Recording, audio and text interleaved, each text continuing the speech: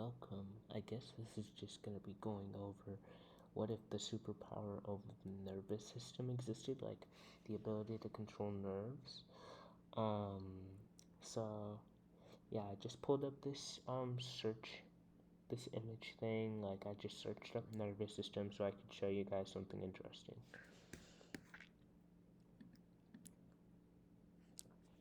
So the first thing, if you were able to control someone's nerves, is the body's internal environment. So like how it maintains body temperature. If you could disrupt this, you could get someone to, I don't know, feel very cold or very hot physically because their body's not properly regulating the heat. If you can't maintain your own homeostasis, like a lizard, then you would be forced to stay outside and rely on the environment to do such, which would be very interesting.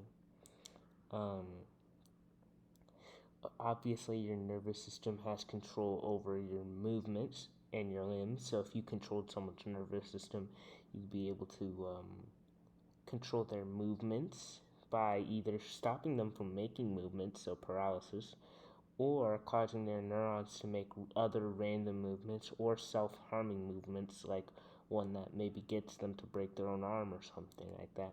But suffice to say, your nerves could move controlling their nerves could affect their body drastically.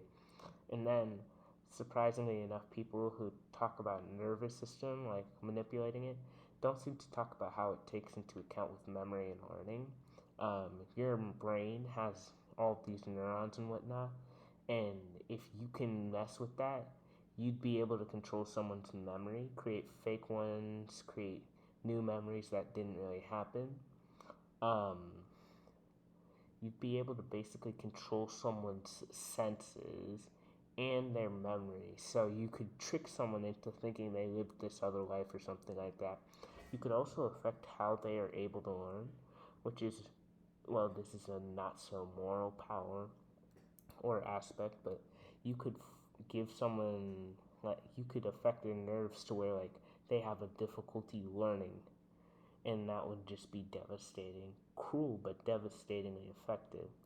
Another thing is that your brain is passively sending neurons and signals to the rest of your body to do this, so that it maintains, well, its existence. Like, you don't have to think about breathing. What if you did? What if, like, someone, that would just be an interesting power. Like, if I turned off your brain subconsciously sending, hey, you need to breathe to the lungs, would you have to actively take control? Would you need a machine to do it? Or would you just stop breathing, and because you forget that you take that for granted, maybe you end up stop breathing and then you die.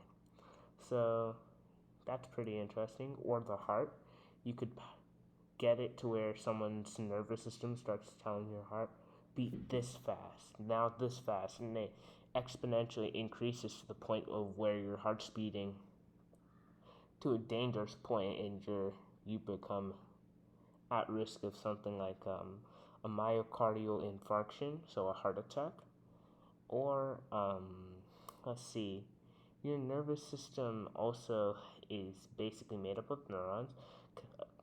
Your brain can actually be affected by certain magnets and whatnot, which is really interesting.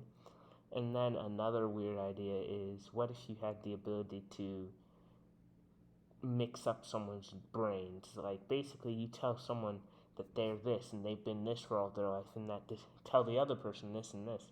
Basically, mind swapping or body swapping.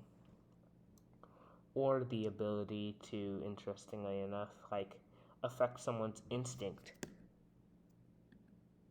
Someone like Goku in Ultra Instinct still needs his nerves. If you disable those nerves or prevent them from operating, his body would no longer be able to just react. He'd have to start thinking about it again. Same applies for anyone who attacks and defends off instinct. So the power over nerves and neurons is really underrated. I'd get into the power over electrons, but that's a different story for a different day.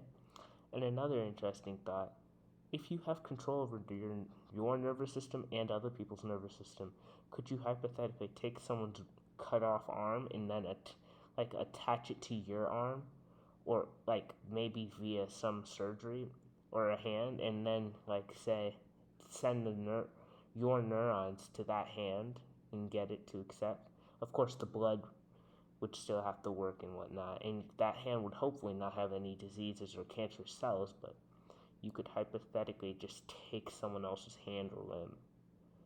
Um, but that's a discussion for another day. With that, I will be leaving.